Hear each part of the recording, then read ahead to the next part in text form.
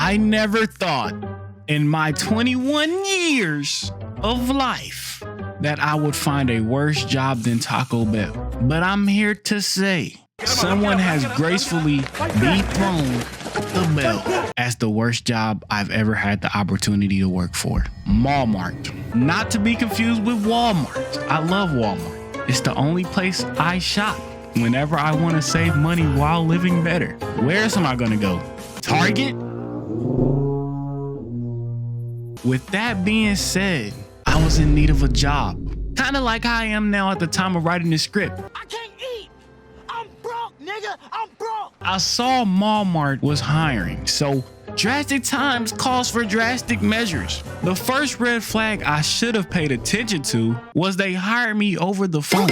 I didn't get interviewed in the slightest. Any job that does not interview you or you get hired on the spot, run. The second flag was the fact that when I was telling my homies I got a new job, they all gave warnings that I was gonna be working very hard. Thing is, I'm being delusional, telling them it can't be that bad. It's a grocery store. How bad could Walmart truly be? When I tell you nothing could have prepared me for the amount of chaos that ensued with this job. I worked on Hat Team 2, and I blame this job for everything that went wrong in my life. While I was an employee at Walmart, I had a wreck and I acquired 2 speeding tickets, both from trying to get to work on time. I've been mentally and physically abused by customers. I was in the worst mental state I've ever been in my life. The list can go on. There was so much wrong with this wannabe Walmart. Let's start with the customers. When you walk in a store now, the shelves look like they don't know where their next meal is going to come from. This is due to the pandemic, right? So why, when a customer sees we are out of something, do they ask if there is more in the back? Hey, excuse me, do you have any more of this in the back? If there was more in the back, it would be here on the floor. Are you sure there isn't any more in the back? If there was more in the back, it would be here on the floor. I would just feel more comfortable if you just went and checked in the back, you know, just to make sure. Oh, of course. Give me 1 second and I'll go look for you. Yeah, we don't have any more.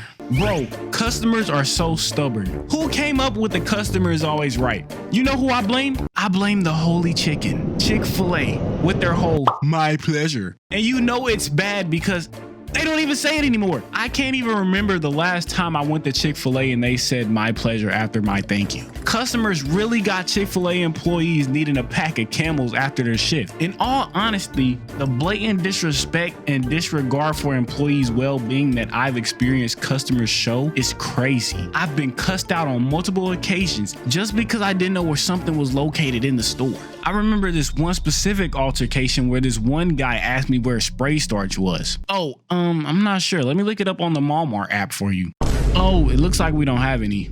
Do you know how dumb you look right now? What do you mean? We're out of starch. Just say you don't know where it is, damn it. When I tell you this man was on his way to see who was sturdier out of him and Pop Smoke, bro.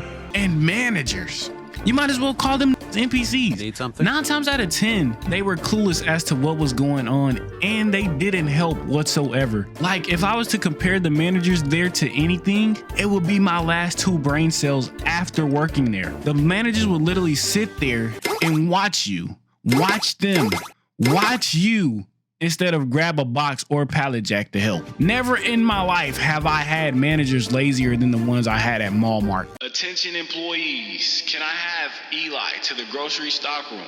I repeat, can I have Eli to the grocery stock room? Yeah, can you take those 3 items and put them on the pallet right there? You call me back here just for those 3 items? Oh, yeah. Pop Smoke? What are you doing here? That really happened, by the way.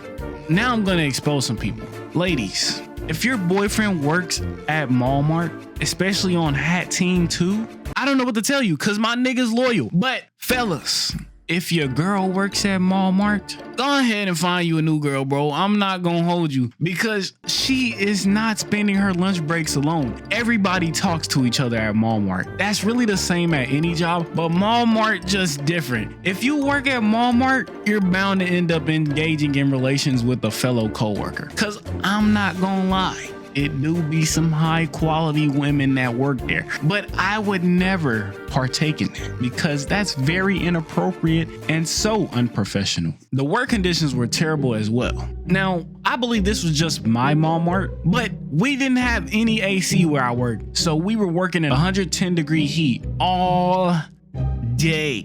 Wait, this sounds familiar. It was horrible, bro. A lot of the times we were drenched in sweat going to lunch or break because it was that hot back there. To be honest, that's gotta be against labor laws or something. All of this combined with what I'm about to tell you ultimately led to me quitting this job. There were a total of 3 write-ups that drove me to my breaking point. My first write-up happened because I dribbled a basketball for 2 seconds. I kid you not, 2 seconds. One day, I come into work and they have me assigned to work on the truck. I hate working on the truck. The conveyor belt is raggedy. There's no AC. If one person's not carrying their weight, then the lines get clogged. There's no AC, so I'm working the truck. And we end up finishing the truck late that day by like 2 hours. When the truck's finished late, that puts everything behind. So essentially, we're behind for the day. We come back from lunch and we're supposed to pull all the pallets we made unloading the truck to the floor to get ready for the overnight crew to come in. So we pull out the pallets and we're in the stock room. This girl I worked with finds a basketball and is like, hey, y'all trying to play Foursquare? I'm like, nah, I don't even remember how to play for real. But I got in position like I was about to play. She bounces the ball to me and I bounce it back. This all took place within 2 seconds. After I bounced the ball back to her, I walked off and asked another coworker what else were we supposed to do. I find out what I'm supposed to do and I'm leaving the back room. As I'm leaving the back room, I see my manager, but he's walking with a certain demeanor behind him. Like I can feel his boiling aura as he gets closer and closer. He walks up to me and he's like, So we're back here playing? No. So you're gonna lie to me. I just watched you on the cameras. I'm not lying. I wasn't playing. Okay. So he storms off. About 2 hours later into the shift, he comes and finds me on the floor and asks me to follow him. He pulls me into a room. The room has white walls, a black couch, a table. Am I getting casted? He explains to me. All right, so I'm gonna be writing you up.